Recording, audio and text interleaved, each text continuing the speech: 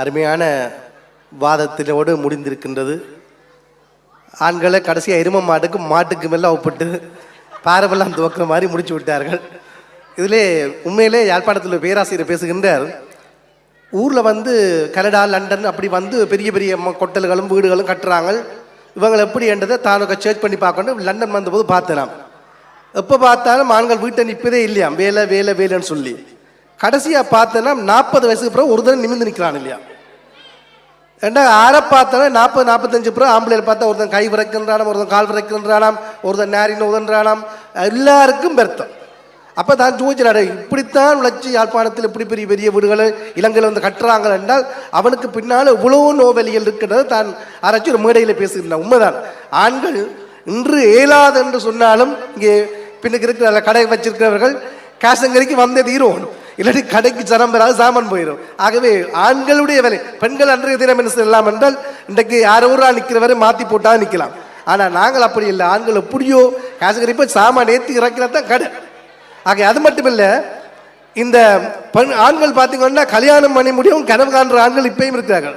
பெண்கள் காண்பார் குறைவார்கள், ஆண்கள் இப்பயும் கல்யாணம் கட்டி முடியவும் பார்த்தீங்கன்னா இப்படி பரவி இருந்துக்கலாம், இப்படி பண்ணியிருந்துக்கலாம் பார்க்கின்றவர்கள் இருக்கின்றார்கள். உங்களுக்கு ஒரே ஒரு உதாரணத்தை சொல்லி முடிக்கின்றேன். ஒரு ஆண் நித்திரையிலே கனவு காண்டு விழுந்து விழுந்து சிரிக்கிறார். அப்படி விழுந்து விழுந்து சிரிக்கும் போது மனைவி பார்க்கின்றால் நித்திரையால் உழம்பி ஏன் இவர் சிரிக்கிறார் அப்படி என்று. சரி, திரும்பியும் பார்த்தா திருப்பியும் சிரிக்கிறார். அப்போ மனைவிக்கு பொறுக்க முடியும், தட்டி பார்த்தா ஏன் அப்பா சிரிக்கிறீங்கன்னு. இல்லை அதை விடு, வேண்டாம், உனக்கு சொன்னால் கோவிப்பாண்டு. இல்லை, மனைவிக்கு எப்போவே மனைவிகளுக்கு அதை கேட்கறதுக்கு நிம்மதி போயிடும். ஆகவே மனைவி எப்படியா தட்டி தட்டி இல்லை சொல்லு சொல்லு சொல்லுன்னு கேட்கும்போது, இல்லை நித்திரையில் இருக்கும்போது எந்த கனவில் கீர்த்தி சுரேஷ் வந்தான்னு. அப்போ அது சரி, அதுக்கு சிரிச்சா ஓகே, திடீரெனே அழுதாண்டு கேட்டு. அதுக்கு அவர் சொன்னார், இல்லை நீ அதுக்கு சொன்னாலும் திருப்பி பேசுவாண்டு, பரவாயில்ல சொல்லு. இல்லை கீர்த்தி சுரேஷ் கனவில் வந்தபோது நீ திடீரென குறுக்க வந்துட்டா பயந்துட்டு அதான் அழுதான்னு சொல்லு. ஆகவே ஆண்கள் கனவிலும் குடும்பமாயும் கனவு காண்பார்கள், ஆனால் குடும்பத்துக்காக மகிழ்ச்சிக்காக உழைத்து கொண்டே இருப்பார்கள். ஆக ஒரு உண்மையாகவே குடும்பத்துக்கு ஆண்களும் மகிழ்ச்சியாக இருக்கணும், பெண்களும் மகிழ்ச்சியாக இருக்கணும். கடவுள் ஒரு வீட்டில் ஒரு கணவனுக்கு சொன்னார், கனவில் நான் கூட வீட்டை விட்டு போப்புறேன்னு சொல்லி.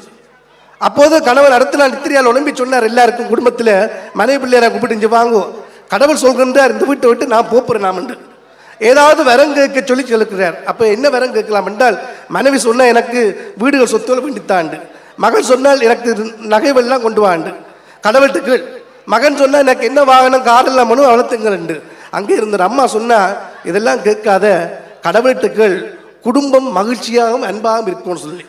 இப்போ அடுத்த கனவில் கடவுள் கேட்கான், சரி நான் பலிக்கிற போகிறேன், உனக்கு என்ன வரம் என்று கேட்டு விட்டியாண்டு.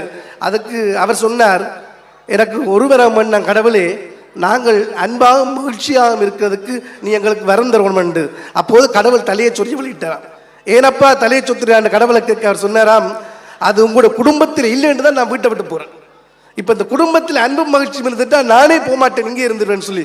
ஆகவே குடும்பத்திலே மகிழ்ச்சியாக இருக்கிறது, ஆண்களும் மகிழ்ச்சியாக இருக்கணும், பெண்களும் மகிழ்ச்சியாக இருக்கணும்.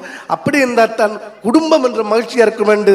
ரெண்டுக்கும் பொதுவாகவே குடும்பம் மகிழ்ச்சியாக இருக்கணும் என்றால் ஆண்களும் விளங்க வேண்டும், பெண்களும் விளங்க வேண்டும் என்று தீர்ப்பை கூறி நல்ல வாய்ப்புக்கு இந்த புலக்கண்ணுக்கு நன்றிகள் கூறிக்கொண்டு விடைபெறுகின்றோம். நன்றி, வணக்கம்.